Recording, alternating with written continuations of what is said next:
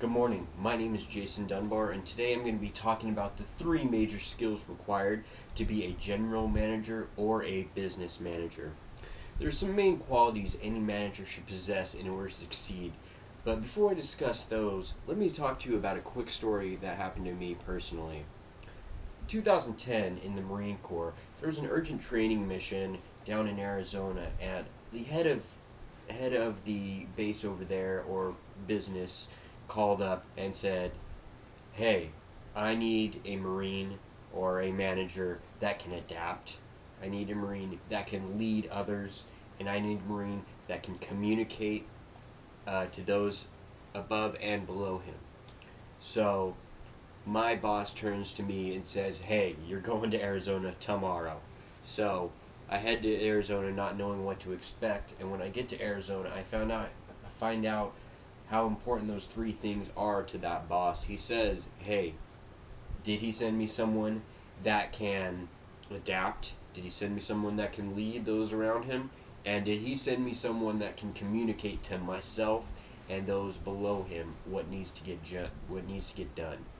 And I said, "Yes, sir," even though I was a little unsure at the time about it. But I remembered those three things and how important they were.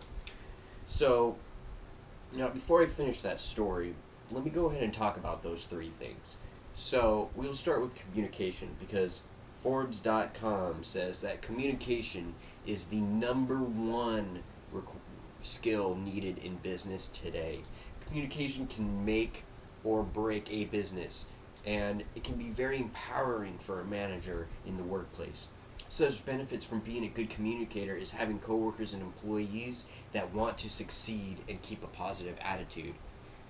So, communication can keep a team moving and on track like a well oiled machine, and that's very necessary in a fast paced business environment.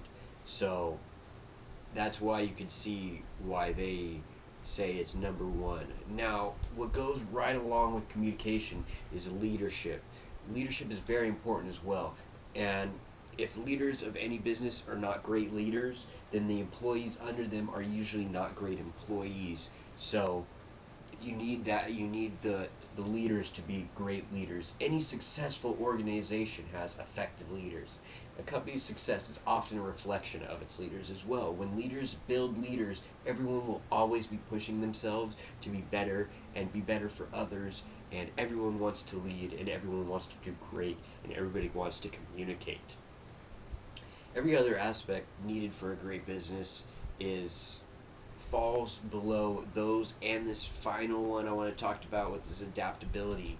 So the final one is adaptability, which follows the trend that the other two did, which is communication and leadership.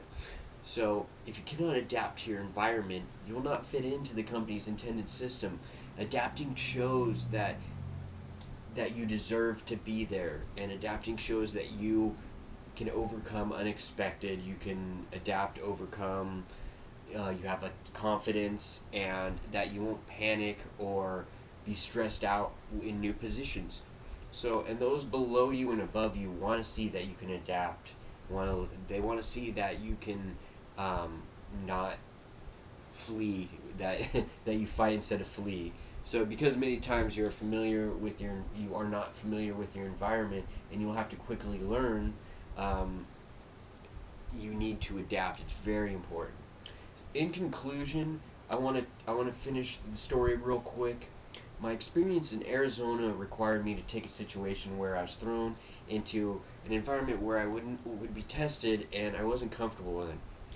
On this very short period, I was forced to adapt to a new position as a manager, and I needed to communicate the plans to those above me and below me. I also needed to lead, and I knew that leading would succeed and ensure my employees did well.